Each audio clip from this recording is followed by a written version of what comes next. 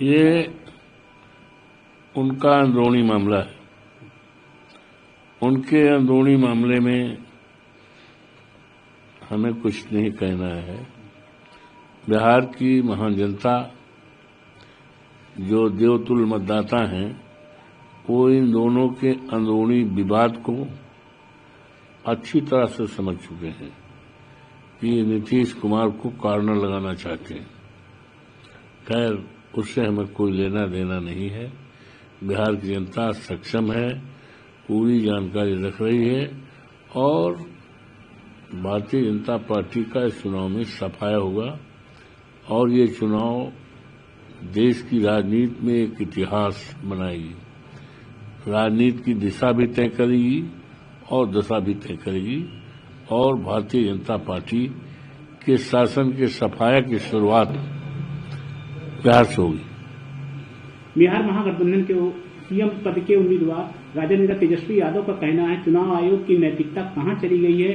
चल रहे चुनावों के बीच में आज भी 10 लाख महिलाओं के पैसे दिए जा रहे हैं। 24 अक्टूबर को पैसे दिए गए थे। चुनाव आयोग की नैतिकता को कहां समझौता किया गया। लगातार हम महागठबंधन के लोग, हमारे नेता माननीय अखिलेश यादव जी और समूची समाजवादी पार्टी और माननीय राहुल गांधी जी कांग्रेस के और जो नेता प्रतिपक्ष हैं लोकसभा में, सारे लोग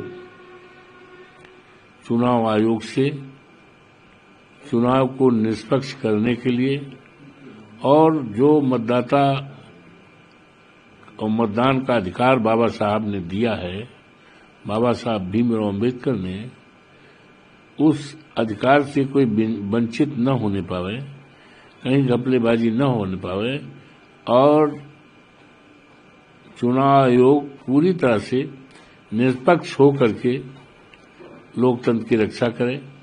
लेकिन अफसोस के साथ कहना पड़ रहा है कि चुनाव आयोग पूरी तरह से मौन है, निष्क्रिय है, क्योंकि देखना है कि जब वहां हमारे महागठबंधन के उम्मीदवार मुख्यमंत्री के हैं तेजस्वी यादव जी, उनका स्पष्ट आरोप है कि 10-10 लाख रुपए देने की बात कही जा रही है, तो ये आचार संहिता को खुल्लम खुल्ला उल्लंघन है।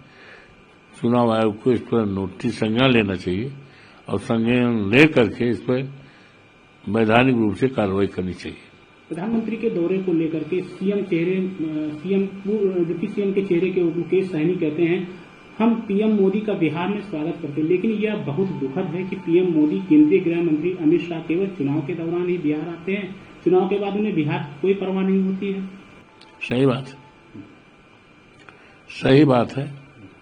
ये तो जग जाहिर है कि अच्छा कैसे जाएं। हमारे माननीय प्रधानमंत्री जी को विदेश के दौरे से ही फुर्सत नहीं है।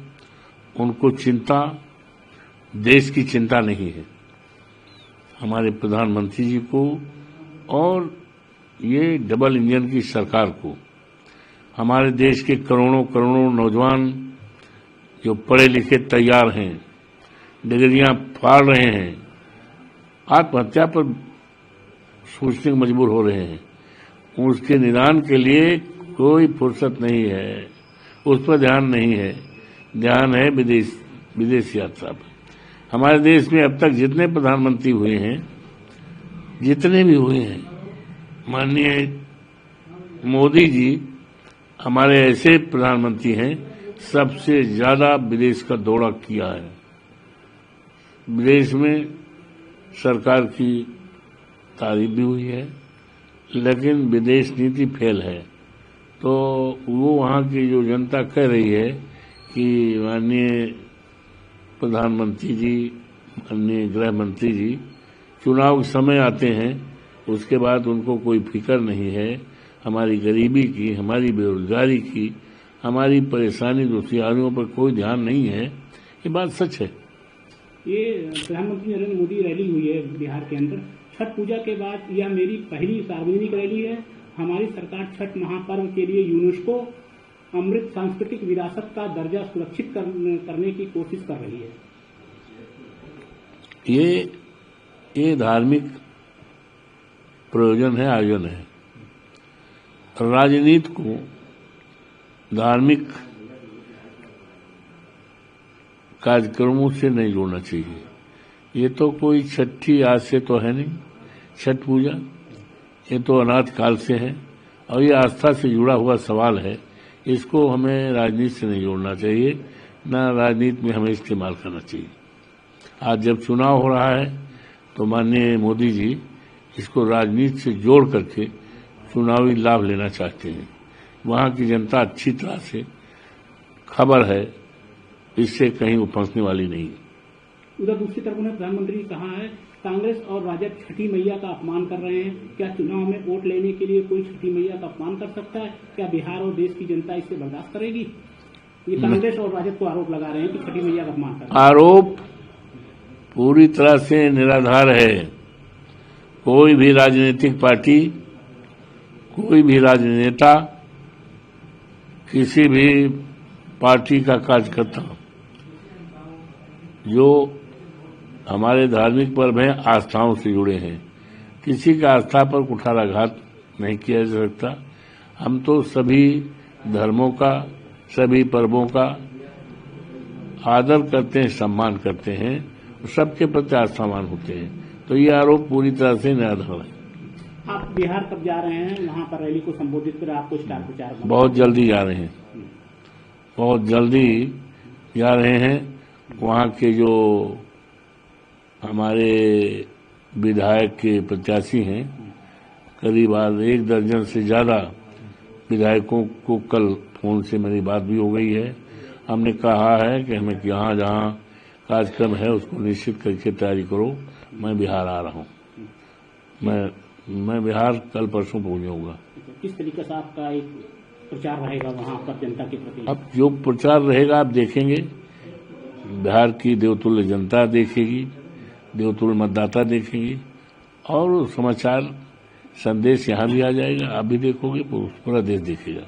किन मुद्दों पर बिहार का चुनाव आप लोगों वहाँ पर जिताने जा रहे हैं? हमारा जो महागठबंधन का मुद्दा है वो है इस देश में बाबा साहब भीमराव अंबेडकर के संविधान को बचाने का है। हमारा मुद्दा है लोकतंत्र बचाने का है। हमारा मुद्दा है आरक्षण बचाने का है। और हमारा मुद्दा है इस देश से जो बड़े पैमाने पर बेरोजगारी है, बेरोजगार नौजवान हैं, ये हमारे देश की दौलत है। किसी देश की दौलत केवल सोना चांदी हीरा जवाहरात नहीं हुआ करता है। देश की दौलत ये हमारे नौजवान हैं, हमारे इंसान हैं।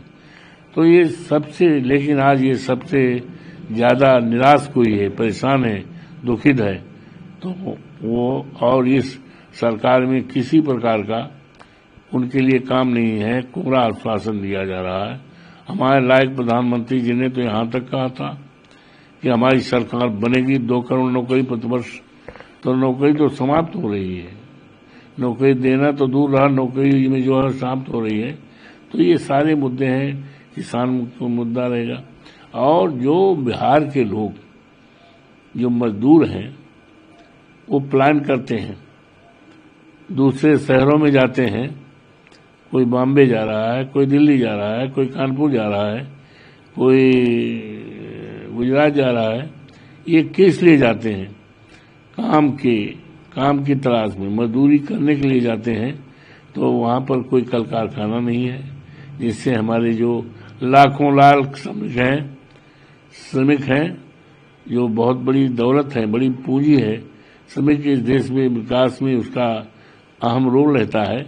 लेकिन कोई काम न होने के कारण उसको दूसरे राज्यों में जाना पड़ता है। तो हमारी सरकार बनने पर इनके लिए भी ये व्यवस्था की जाएगी कि बिहार के श्रमिक, उनको यहीं पर काम उपलब्ध रहे, जिससे उनको बाहर राज्यों में न जाना पड़े। ये सारे मुद्दे रहेंगे।